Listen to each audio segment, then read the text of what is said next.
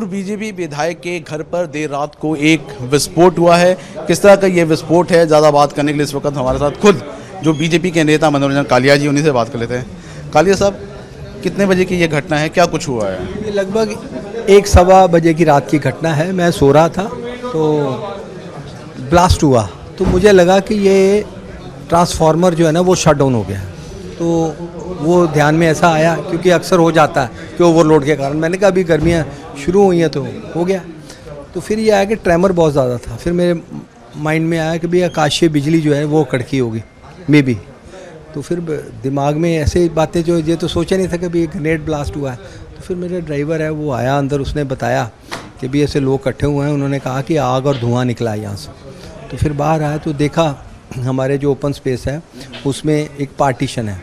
तो पार्टीशन में दरवाज़ा जो है वो मतलब है कि स्प्लिंटर्स जो हैं वो मेरी किचन तक दूर तक 10 फीट दूर गए हैं, तो बिखरे पड़े हैं। तो इसी तरह से इतना ट्रेमर ज़्यादा था कि किचन के शीशे टूट गए, एनेक्सी के शीशे टूट गए, कार खड़ी थी तो उसका जो इंटीरियर है वो गिर गया सारा अंदर, इनोवा गाड़ी का, और जो फ्रंट शीशा है वो क्रैक हो गया इतने ट्रेमर से। तो ये जो है कि भी इस तरह से फिर सारा जो है सीसीटीवी से पता चला वो ई रिक्शा से आए थे। कालिया साहब, क्योंकि आप कह रहे हैं कि जिस तरह का ये धमाका हुआ है, क्या इससे पहले कोई धमकी, कोई इस तरह का कोई? नहीं, ऐसा कुछ मेरी कोई ज़ाती दुश्मनी तो कुछ है ही नहीं, कोई दुश्मनी नहीं। तो क्या मानते हैं आप, क्या कारण हो सकता है कि जो धमाका है आपके घर के पास का है? क्योंकि इससे पहले अगर हम पंजाब की बात करें, पिछले 4 से 5 महीने में लगभग 1 दर्जन से ज़्यादा धमाके वो रिपोर्ट किए गए हैं। देखिए, ऐसा है कि भाई मैं कोई शरारत करने वाले हर समय में उपलब्ध होते हैं, लेकिन यह कि एक पुलिस का डेटरेंट इफेक्ट होता है कि खौफ होता है कि जो शरारती तत्व है ना वो दबे रहें, ठीक है ना, जो शरीफ आदमी है वो बेखौफ रहें। तो अब रिवर्स हो रहा है कि डेटरेंट इफेक्ट जो है वो इरोड हो गया। तो उस नाते से अब जो है कि जो शरारती अल्सर है वो खुल के सामने आ रहे हैं, उनको डर नहीं है।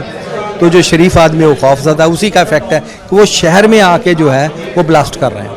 आपने कहा कि जो पुलिस का डेटरेंट इफेक्ट है वो कम हो रहा है, यानी आप मान रहे हैं कि कहीं ना कहीं आम आदमी पार्टी का सॉफ्ट स्टांस है, वो आप ये कह रहे हैं? देखिए, ऐसा है कि आम आदमी पार्टी जो है अब 3 साल हो गए हैं, ठीक है ना। तो जो कोई भी पार्टी हो जब सरकार में आती है तो उसकी प्राइमरी रिस्पॉन्सिबिलिटी होती है लॉ एंड ऑर्डर को मेंटेन करें और बेहतर करें, ठीक है ना। ये हर एक की प्राइमरी जिम्मेवारी है।